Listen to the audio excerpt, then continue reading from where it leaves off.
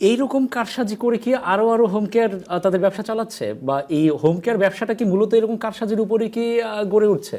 আপনি তো ডিরেক্টলি লিখলেন যে 2 বাংলাদেশি ফ্রড করছে, তো বাংলাদেশিরা কি এখানে এসে ফ্রড করছে নাকি আমেরিকায় থেকে আমেরিকান বাংলাদেশি ফ্রড করছে? বাট ওনারা তো বাংলাদেশি না। হ্যাঁ, আমি 1 মাস হলো সার্ভিস পাচ্ছি না, তাইলে যদি আমি আপনার বিলটা করি সার্ভিস না দিয়ে, এইটা হচ্ছে ফ্রড।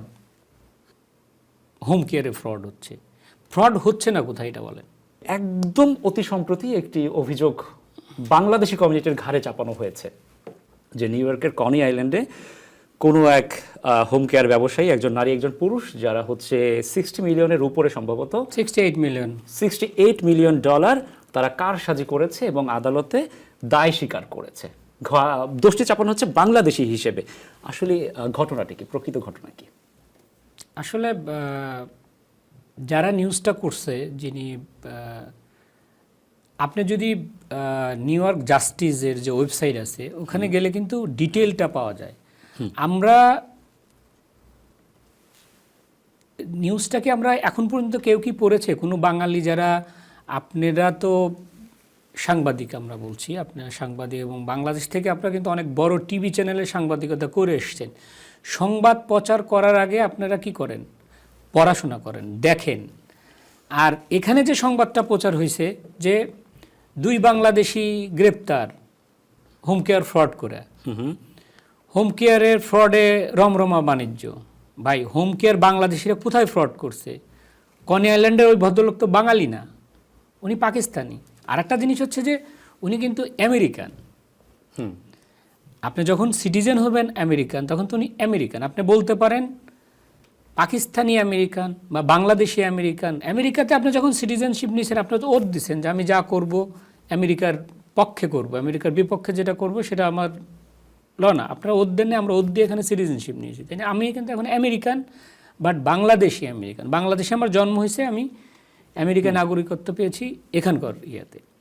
তা আপনি তো ডিরেক্টলি লিখলেন যে 2 বাংলাদেশি ফ্রড করছে, তো বাংলাদেশিরা কি এখানে এসে ফ্রড করছে নাকি আমেরিকায় থেকে আমেরিকান বাংলাদেশি ফ্রড করছে? বাট ওনারা তো বাংলাদেশি না। সুতরাং দোষটা চাপানো হলো আমাদের না, এই যে এক ভদ্রলোক একটা নিউজ করলেন, আর নিউ ইয়র্কে যারা এই নিউজটাকে আরও স্প্রেড করলেন বাংলাদেশি। আপনাকে আমি একটা জিনিস এই এটিভিএসের মাধ্যমে ধন্যবাদ দিতে চাই যে এই প্রসঙ্গটা আপনি আনার জন্য।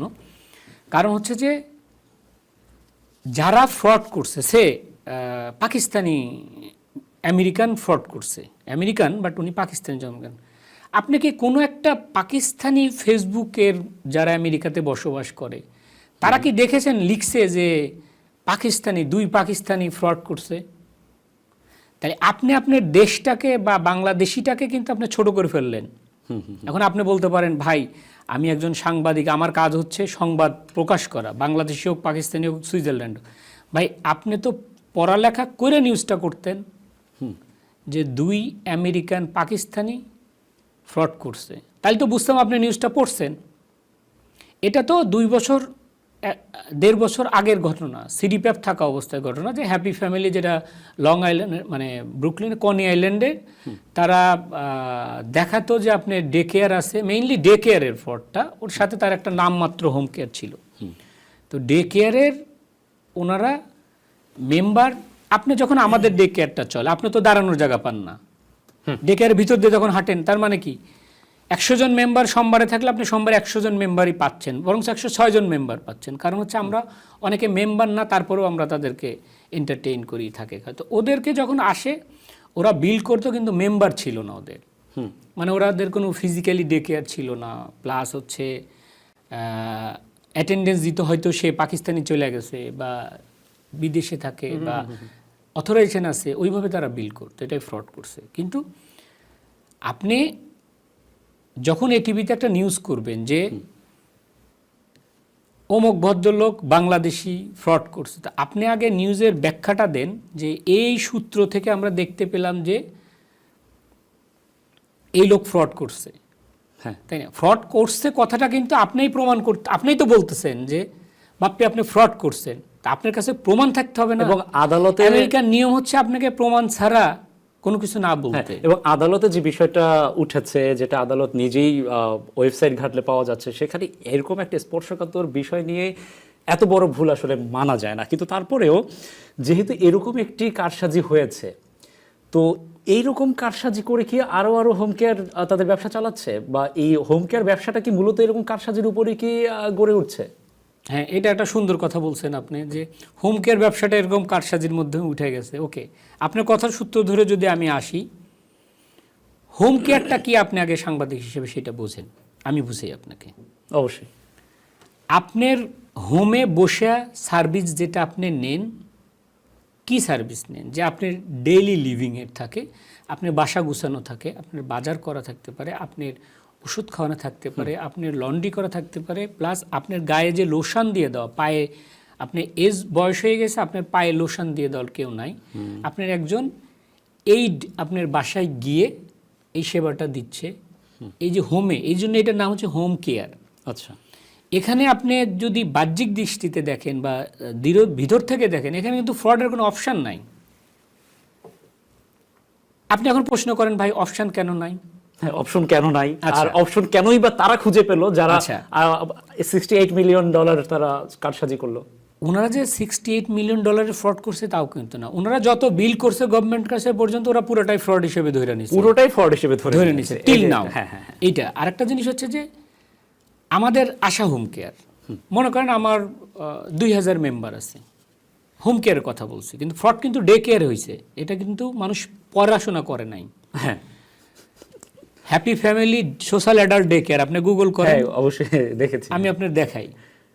এবং আপনি বলছিলেন আপনার কাছে একদম আদালতের কাগজপত্র, নথিপত্র সবকিছু আপনি সংগ্রহ করেছেন। Zakia Khan owned Happy Family Social adult day Care, Coney Island. তো জাকিয়া খান উনি বাংলাদেশের বতেও নাই উনি। আচ্ছা, বুঝতে পারছি। ঠিক আছে। আচ্ছা, ওনার ওখানে কোনো এমপ্লয়ি আছে কিনা বাংলাদেশে সেটাও আমি জানি না। এখানে কিন্তু justice.gov লেখা। আমি যদি এটা আলোচনার বিষয় না, আমার যেহেতু আপনার প্রশ্ন করছেন এই জন্য আমি উত্তর দিলাম যে উনি প্রথমে $5 মিলিয়ন ইস্যু ছিল 2 বছর আগের ঘটনা, এরপরে টোটাল তাদের বিলিংটা ছিল $68 মিলিয়ন, সেটার উপর করে দিচ্ছে। এখন এইটা নিয়ে যে আপনার পুরা হোম কেয়ার ইন্ডাস্ট্রিকে আপনি ব্লেম করতেছেন, আপনি তো এটা হোম কেয়ারই না, প্রথমে এটা day care. Day care social. হ্যাঁ, আমার নিজেরও তো I own social adult day care. এবং আপনার ডে কেয়ারে যদি আমি আমার অভিজ্ঞতা থেকে বলি, সেক্ষেত্রে দেখি অনেক অনেক গ্রাহক। না, অনেক গ্রাহক শুধু না, প্রত্যেকটা গ্রাহক স্যাটিসফাইড কিনা এটা দেখেন, প্রত্যেকটা গ্রাহক আমার সেন্টারে আসে কিনা এটা দেখেন। যে হ্যাঁ, আপনার যেমন আজকে আমাদের ডে কেয়ার ছিল, স্নোস্টর্মের জন্য বন্ধ রাখার কথা। আপনি তো আজকে সোশ্যাল অ্যাডাল্ট ডে কেয়ার দেখছেন, আমার ফেসবুকে যদি দেখেন, আজকে মোনাজাত হচ্ছিল যে ইব্রার টিপু ভাইয়ের অসুস্থতার জন্য আমরা আমাদের ডে কেয়ারে, ওখানে দেখবেন পিছন থেকে সব পর্যন্ত 100% চেয়ার উপস্থিতি ছিল। আমরা তো বলতেই পারতাম আজকে স্নো ডে, আজকে করব না, করে আমরা মনে করেন আপনি বিল, জিনিসটা এখানেই হচ্ছে আপনার ফ্রড ডে কেয়ারের। আর হোম কেয়ারে আপনি যেটা আমি বুঝাচ্ছিলাম, এখন আপনার এইড হচ্ছে আকাশ রহমান, একটা এক্সাম্পল দিচ্ছি। আপনার বাসায় যখন আকাশ রহমান না যায়, আপনি কিন্তু এমএলটিসিতে ফোন করেন যে আজকে আমার এইড যায় নাই, তো আপনি কিভাবে 1 মিলিয়ন, মনে করেন আপনার বিল হয় $2500 সে মাসে, তো আপনার যদি একদিন না যায়, আপনি তো এমএলটিসি কিন্তু বেশিরভাগই যারা সার্ভিস নেয় তারা কিন্তু ফোন করে বলে দেয় যে আজকে এইড যায় নাই, আমি আজকে সেবা পাইনি। এমএলটিসি আবার আসামকে ফোন করে, তোমার এইড কেন যায়নি, ওই অ্যাড্রেস বলে, মেডিকেট বলে যে তোমার এইড এখন, আমরা আবার ওই এইডকে ফোন করি, দেখা যাচ্ছে এইড যাচ্ছে, স্নোর জন্য দেরি হয়েছে, বা সে আসার মানে কোন একটা কাজে দেরি করতেছে, 6টায় হয়তো 6:30 পর্যন্ত যায় না, কিন্তু উনি 7টা থেকে আবার 12টা পর্যন্ত ওনার 5 ঘন্টা কিন্তু ডিউটি করে আসতেছে। এর মধ্যে কিন্তু আপনার একটা কমপ্লেন চলে আসতে পারে। আপনি একটা কমপ্লেন হলে ওনার একদিনের সার্ভিসে হয়তো $60 বা $70, 5 ঘন্টা $100, কিন্তু তারপরেও তো উনি গেছে, দেরি করে গেছে, কিন্তু আপনি ওইটার উপর বেস করে কমপ্লেনটা রেজ করে ফেললেন, আপনি কিন্তু নিজে সেবাটা পাচ্ছেন। আপনি যদি টোটালি না পান, হ্যাঁ আমি 1 মাস হলো সার্ভিস পাচ্ছি না, তাইলে যদি আমি আপনার বিলটা করি সার্ভিস না দিয়ে, এইটা হচ্ছে ফ্রড বা এটা ভুয়া বিল বলে আপনারে। আপনি 1 মাস ধরে সার্ভিস পান না, আর আপনি যদি কমপ্লেন না করেন, তাই না, তাহলে আপনি তো সার্ভিসটা না পাইয়া কমপ্লেন করলে আমি তো আপনার কমপ্লেনের জবাব দিচ্ছি যে হ্যাঁ আপনার তো মেডিকেটটা আপনার অথরাইজেশনই নাই, আপনি সার্ভিস পাবেন না। তো আপনি যদি ঢালাওভাবে বলেন যে হোম কেয়ারে ফ্রড হচ্ছে না কোথায় এটা বলেন। ATV USA বিশ্বজুড়ে বাঙালিয়ানা।